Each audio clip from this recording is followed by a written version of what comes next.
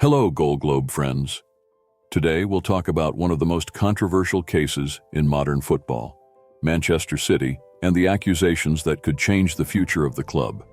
From questionable sponsorships to dual contracts, the club faces over 100 charges that threaten its position in the Premier League.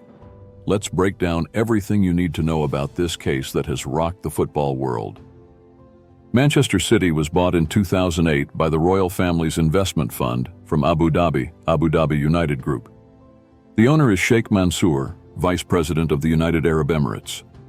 So why is Manchester City being judged? Well, we need to go back to 2019, the year when the Premier League announced it was investigating the club following Der Spiegel's reports based on leaks from Football Leaks.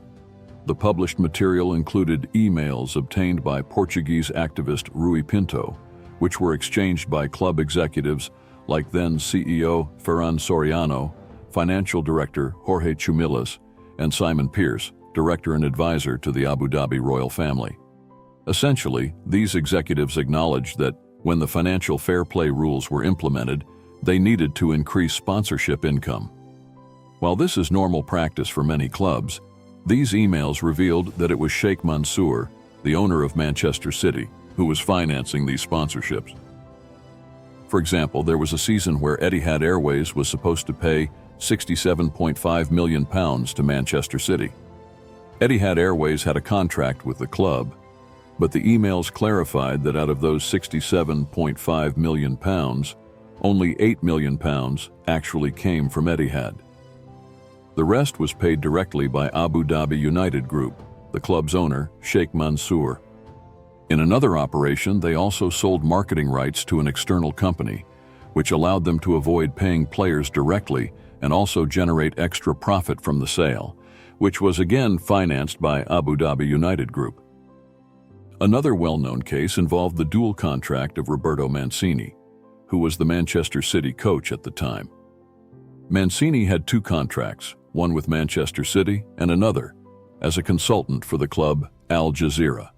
For the first contract, he received £1.45 million annually from Manchester City, and for the second, which was only a consultancy role for a club in the UAE, he received £1.75 million annually.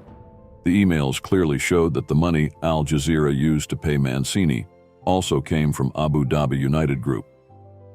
Throughout all these revelations and leaks, Manchester City has consistently argued that these emails were obtained illegally and taken out of context.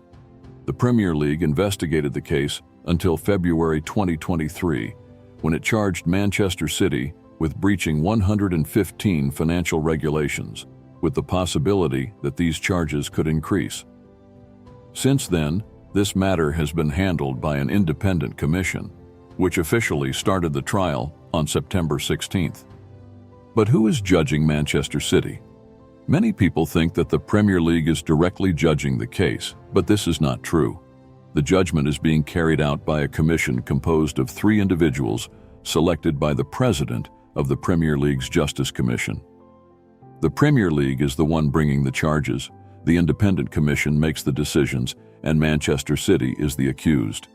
The identities of those in the commission are not publicly known. Manchester City's legal team is led by Lord Patrick Pannick, who helped the club win its case against UEFA in 2020. What are the charges against Manchester City?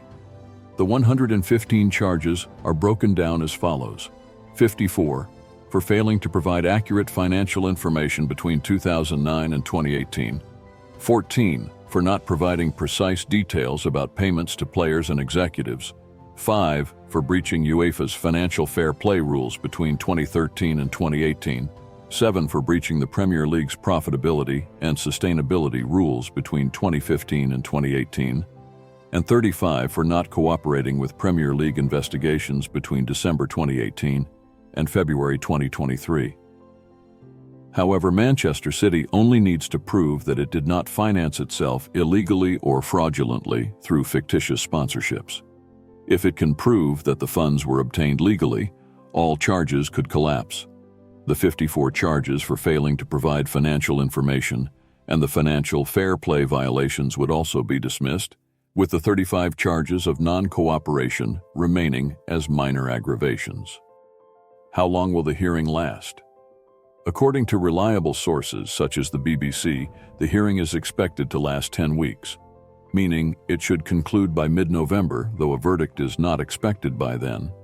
The BBC predicts a verdict by early 2025, but The Athletic believes it may come closer to May. Both sources agree that the resolution should happen within this season. Can Manchester City appeal if it loses? The answer is yes, but with an important distinction. This is not a case that would be appealed to the Court of Arbitration for Sport. Instead, it would go to another independent commission, similar to the case with Everton, where new individuals would be selected to handle Manchester City's appeal.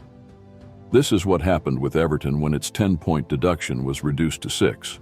But again, this is not the Court of Arbitration for Sport.